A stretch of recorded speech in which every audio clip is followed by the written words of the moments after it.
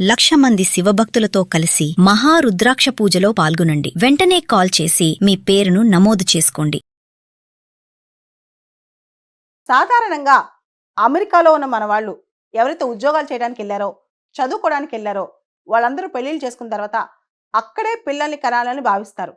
ఎందుకంటే అమెరికా భూమిలో ఆ సాయిల్ మీద పిల్లలు పుడితే వాళ్ళకి బర్త్ రైట్ సిటిజన్షిప్ వస్తాయి.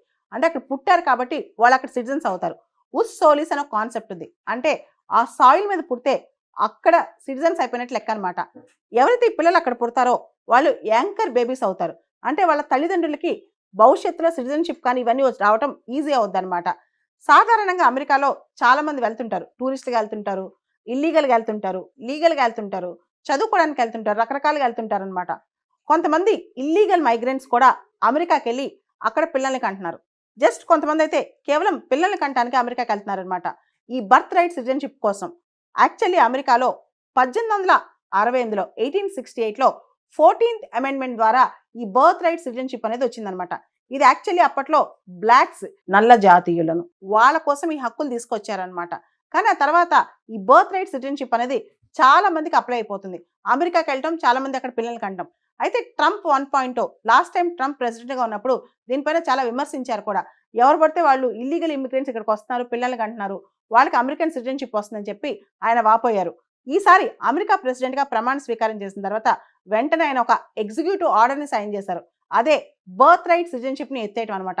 కేవలం అమెరికాకు వచ్చి అమెరికాలో పిల్లల్ని కన్నంత మాత్రాన వాళ్ళకి బర్త్ రైట్ సిటిజన్షిప్ రాదు అని చెప్పి ఆయన ఎగ్జిక్యూటివ్ ఆర్డర్ చెప్తోంది. వాళ్ళు అమెరికా జ్యూరిస్డిక్షన్ కిందకి రావాలి.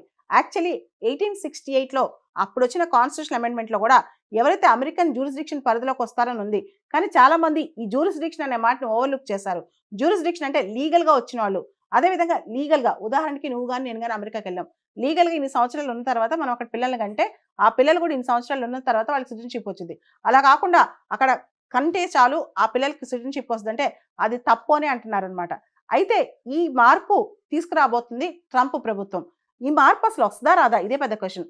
కేవలం ఎగ్జిక్యూటివ్ ఆర్డర్ పాస్ చేస్తే ఇది సరిగిపోదన్నమాట. దీనికి అక్కడ కాంగ్రెస్ ఒప్పుకోవాలి, రాజ్యాంగ సవరణ జరగాలి, అక్కడ కాన్స్టిట్యూషన్ అమెండ్మెంట్ రావాలన్నమాట. ఈ కాన్స్టిట్యూషన్ అమెండ్మెంట్ అక్కడ రావాలంటే చాలా టైం పడుతుంది. అసలు వస్తుందా రాదా అనేది కూడా చాలా మంది డౌట్ అనమాట. కాకపోతే ట్రంప్ ఈ ఎగ్జిక్యూటివ్ ఆర్డర్ ఎందుకు సైన్ చేశారంటే లాస్ట్ ఇయర్, అంతకుముందు ఇయర్ కనుక చూసుకుంటే కనుక మెక్సికో నుంచి, ఇండియా నుంచి ఇలా చాలా మంది అమెరికాకి వెళ్ళారు. వీళ్ళకి లక్షల కొలది సిటిజన్షిప్ వచ్చాయన్నమాట. ఈవెన్ ఇండియా నుంచి వెళ్ళిన వాళ్ళకి దాదాపు 1,50,000 మందికి ప్రతి సంవత్సరం సిటిజన్షిప్ వస్తూ ఉంటుంది. అలానే మెక్సికో నుంచి. ట్రంప్కి ఏంటంటే మిగతా వాళ్ళకి అమెరికన్ సిటిజన్షిప్ రాకూడదు, అమెరికన్ సిటిజన్షిప్ అనేది ఒక ప్రత్యేకమైన విశిష్టమైన అంశంగా ఉండాలి, కాబట్టి అమెరికా పుట్టిన వాళ్ళకే. ఇది కాస్త రేసిస్ట్గా అనిపిస్తుంది అనమాట.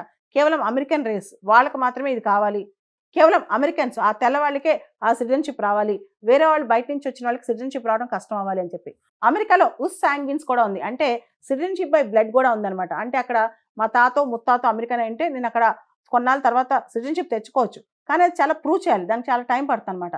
తర్వాత న్యాచురలైజ్ సిటిజన్ కూడా అవ్వచ్చు, దానికి కూడా చాలా టైం పడుతుంది. ప్రతి దేశానికి న్యాచురలైజ్ సిటిజన్షిప్ అనే కాన్సెప్ట్ ఉందన్నమాట. ఆ దేశంలో 10 సంవత్సరాలు 12 సంవత్సరాలు ఆవాసం కలిగి ఉండి, ఆ దేశం యొక్క పాస్పోర్ట్ కలిగి ఉండి, ఆ తర్వాత ఆ దేశంలో మన వ్యాపారం ఏదైనా కలిగి ఉండి, ఇవన్నీ ఉండాలన్నమాట. ఇదంతా అవ్వాలంటే టైం పడుతుంది. ఇప్పుడు ట్రంప్కి ఏంటంటే ఎవరైతే ప్యూర్ అమెరికన్స్ ఉంటారో, లేదా వాళ్ళ తాత ముత్తాతల కాలం నుంచి అమెరికన్ సిటిజన్షిప్ ఉంటుందో, లేదా వాళ్ళ తల్లిదండ్రి చాలా సంవత్సరాల నుంచి అమెరికాలో ఉండి అక్కడ సిటిజన్షిప్ అయ్యి తర్వాత అక్కడ పిల్లల కంటే వాళ్ళకి సిటిజన్షిప్ రావడం, ఇలాంటి మూలాలు ఉన్న వాళ్ళే సిటిజన్షిప్ అవ్వాలి. ఎవరు పడితే వాళ్ళు, ముఖ్యంగా ముస్లిం వరల్డ్ నుంచి కూడా చాలా మంది అమెరికాకి ఇల్లీగల్ వచ్చి, డంకీ ఫ్లైట్స్ ఎక్కి ఇల్లీగల్గా వచ్చి, అంటే ఇల్లీగల్ రూట్స్ ద్వారా ఇల్లీగల్ ఇమిగ్రెంట్స్గా అమెరికాకు వచ్చి అక్కడ దొంగతనంగా పిల్లల కంటే ఆ పిల్లలకి ఎందుకు మనం సిటిజన్షిప్ ఇవ్వాలని చెప్పి డొనాల్డ్ ట్రంప్ ప్రశ్నిస్తున్నారనమాట. కాబట్టి బర్త్ రైట్ సిటిజన్షిప్ అమెరికాలో ఎత్తేస్తున్నట్లు ఎగ్జిక్యూటివ్ ఆర్డర్ అయితే సైన్ అయింది.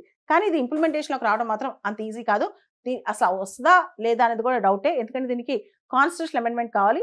కాబట్టి చాలా మంది అనుకున్నట్టు ఇప్పుడే ఈ క్షణమే ఇండియన్స్ భయభ్రాంతులకు గురవటం, ఇండియన్స్ అక్కడికి వెళ్ళి పిల్లలు కనొద్దని చెప్పడం, ఇవన్నీ రైట్ కాదు. దీనికి చాలా ప్రొసీజర్ ఉంటుంది, దానికి చాలా టైం పడుతుంది. సాధారణంగా అమెరికాలో ఉన్న మన వాళ్ళు ఎవరైతే ఉద్యోగాలు చేయడానికి వెళ్ళారో, చదువుకోవడానికి వెళ్ళారో, వాళ్ళందరూ పెళ్లిళ్ళు చేసుకున్న తర్వాత అక్కడే పిల్లల్ని కనాలని భావిస్తారు. ఎందుకంటే అమెరికా భూమిలో ఆ సాయిల్ మీద పిల్లలు పుడితే వాళ్ళకి బర్త్ రైట్ సిటిజన్షిప్ వస్తాయి. అంటే అక్కడ పుట్టారు కాబట్టి వాళ్ళు అక్కడ సిటిజన్స్ అవుతారు. ఉస్ సోలిస్ అనే కాన్సెప్ట్ ఉంది. అంటే ఆ సాయిల్ మీద పుడితే అక్కడ సిటిజన్స్ అయిపోయినట్లు లెక్క అనమాట. ఎవరైతే ఈ పిల్లలు అక్కడ పుడతారో వాళ్ళు యాంకర్ బేబీస్ అవుతారు. అంటే వాళ్ళ తల్లిదండ్రులకి భవిష్యత్తులో సిటిజన్షిప్ కానీ ఇవన్నీ రావటం ఈజీ అవుద్దన్నమాట. సాధారణంగా అమెరికాలో చాలా మంది వెళ్తుంటారు. టూరిస్ట్‌గా వెళ్తుంటారు, ఇల్లీగల్‌గా వెళ్తుంటారు, లీగల్‌గా వెళ్తుంటారు, చదువుకోవడానికి వెళ్తుంటారు, రకరకాలుగా వెళ్తుంటారనమాట. కొంతమంది ఇల్లీగల్ మైగ్రెంట్స్ కూడా అమెరికాకెళ్ళి అక్కడ పిల్లల్ని కంటున్నారు. జస్ట్ కొంతమందైతే కేవలం పిల్లల్ని కంటానికి అమెరికాకెళ్తున్నారనమాట. ఈ బర్త్ రైట్ సిటిజన్‌షిప్ కోసం. యాక్చువల్లీ అమెరికాలో 1868లో 1868లో 14th అమెండ్మెంట్ ద్వారా ఈ బర్త్ రైట్ సిటిజన్‌షిప్ అనేది వచ్చిందనమాట. ఇది యాక్చువల్లీ అప్పట్లో బ్లాక్స్, నల్ల జాతీయులను వాళ్ళ కోసం ఈ హక్కులు తీసుకొచ్చారనమాట. కానీ ఆ తర్వాత ఈ బర్త్ రైట్ సిటిజన్‌షిప్ అనేది చాలా మందికి అప్లై అయిపోతుంది. అమెరికాకి వెళ్ళటం, చాలా మంది అక్కడ పిల్లల్ని కంటాం. అయితే ట్రంప్ 1.0 లాస్ట్ టైం ట్రంప్ ప్రెసిడెంట్‌గా ఉన్నప్పుడు దీనిపైన చాలా విమర్శించారు కూడా. ఎవరు పడితే వాళ్ళు ఇల్లీగల్ ఇమిగ్రెంట్స్ ఇక్కడికి వస్తున్నారు, పిల్లల్ని కంటున్నారు, వాళ్ళకి అమెరికన్ సిటిజన్‌షిప్ వస్తుందని చెప్పి ఆయన వాపోయారు. ఈసారి అమెరికా ప్రెసిడెంట్‌గా ప్రమాణ స్వీకారం చేసిన తర్వాత వెంటనే ఆయన ఒక ఎగ్జిక్యూటివ్ ఆర్డర్‌ని సైన్ చేశారు. అదే బర్త్ రైట్ సిటిజన్‌షిప్‌ని ఎత్తేయటం అనమాట. కేవలం అమెరికాకొచ్చి అమెరికాలో పిల్లల్ని కన్నంత మాత్రాన వాళ్ళకి బర్త్ రైట్ సిటిజన్‌షిప్ రాదు అని చెప్పి ఆయన ఎగ్జిక్యూటివ్ ఆర్డర్ చెప్తోంది. వాళ్ళు అమెరికా జ్యూరిస్డిక్షన్ కిందకి రావాలి. యాక్చువల్లీ 1868లో అప్పుడొచ్చిన కాన్స్టిట్యూషన్ అమెండ్మెంట్‌లో కూడా ఎవరైతే అమెరికన్ జ్యూరిస్డిక్షన్ పరిధిలోకి వస్తారని ఉంది. కానీ చాలా మంది ఈ జ్యూరిస్డిక్షన్ అనే మాటని ఓవర్‌లుక్ చేశారు. జ్యూరిస్డిక్షన్ అంటే లీగల్‌గా వచ్చిన వాళ్ళు. అదే విధంగా లీగల్‌గా ఉదాహరణకి నువ్వు గాని, నేను గాని అమెరికాకెళ్ళాం. లీగల్‌గా ఇన్ని సంవత్సరాలు ఉన్న తర్వాత మనం అక్కడ పిల్లల్ని కంటే, ఆ పిల్లలు కూడా ఇన్ని సంవత్సరాలు ఉన్న తర్వాత వాళ్ళకి సిటిజన్‌షిప్ వచ్చింది. అలా కాకుండా అక్కడ కంటే చాలు ఆ పిల్లలకి సిటిజన్‌షిప్ వస్తదంటే అది తప్పు అని అంటున్నారనమాట. అయితే ఈ మార్పు తీసుకురాబోతుంది ట్రంప్ ప్రభుత్వం. ఈ మార్పు అసలు వస్తదా రాదా? ఇదే పెద్ద క్వెషన్. కేవలం ఎగ్జిక్యూటివ్ ఆర్డర్ పాస్ చేస్తే ఇది సరిపోదనమాట. దీనికి అక్కడ కాంగ్రెస్ ఒప్పుకోవాలి, రాజ్యాంగ సవరణ జరగాలి. అక్కడ కాన్స్టిట్యూషన్ అమెండ్మెంట్ రావాలనమాట. ఈ కాన్స్టిట్యూషన్ అమెండ్మెంట్ అక్కడ రావాలంటే చాలా టైం పడుతుంది. అసలు వస్తదా రాదా అనేది కూడా చాలా మంది డౌట్ అనమాట. కాకపోతే ట్రంప్ ఈ ఎగ్జిక్యూటివ్ ఆర్డర్ ఎందుకు సైన్ చేశారంటే లాస్ట్ ఇయర్ అంతకుముందు ఇయర్ కనుక చూసుకుంటే కనుక మెక్సికో నుంచి, ఇండియా నుంచి ఇలా చాలా మంది అమెరికాకి వెళ్ళారు. వీళ్ళకి లక్షల కొలది సిటిజన్షిప్ వచ్చాయన్నమాట. ఈవెన్ ఇండియా నుంచి వెళ్ళిన వాళ్ళకి దాదాపు 1,50,000 మందికి ప్రతి సంవత్సరం సిటిజన్షిప్ వస్తూ ఉంటుంది. అలానే మెక్సికో నుంచి. ట్రంప్‌కి ఏంటంటే మిగతా వాళ్ళకి అమెరికన్ సిటిజన్షిప్ రాకూడదు. అమెరికన్ సిటిజన్షిప్ అనేది ఒక ప్రత్యేకమైన విశిష్టమైన అంశంగా ఉండాలి. కాబట్టి అమెరికా పుట్టిన వాళ్ళకే. ఇది కాస్త రేసిస్ట్‌గా అనిపిస్తదనమాట. కేవలం అమెరికన్ రేస్ వాళ్ళకి మాత్రమే ఇది కావాలి.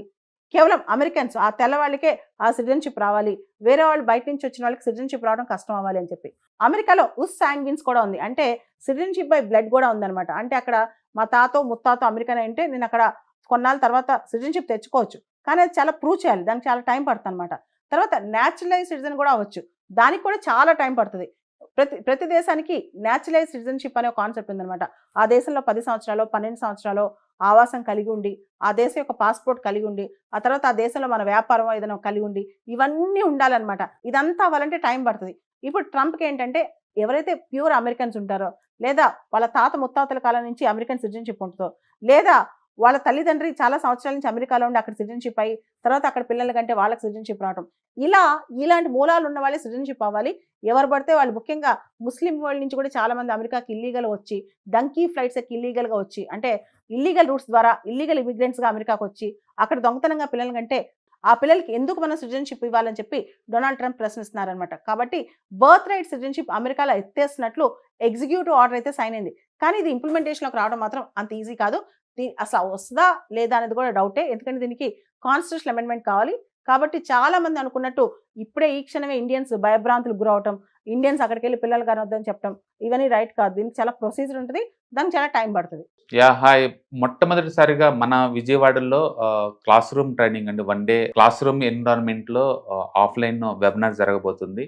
అండ్ ఇంట్రెస్ట్ ఉన్న పార్టిసిపెంట్స్ ఈ కింద స్క్రోల్ అవుతున్న నెంబర్‌కి రింగ్ చేసుకొని సీట్ బుక్ చేసుకోండి. దీంట్లో ETFs, index funds and mutual funds మీద completely and hand holding experience మీకు ప్రొవైడ్ చేయబడుతుంది. దీని ద్వారా ఏంటంటే మనం అసెట్స్‌ని స్టాక్ మార్కెట్‌లో ఎలా మేనేజ్ చేసుకోవాలి, ఎలా గ్రో చేసుకోవాలి, ఎలా ప్రొటెక్ట్ చేసుకోవాలో అంటే ప్రాక్టికల్‌గా నేర్చుకుంటారు.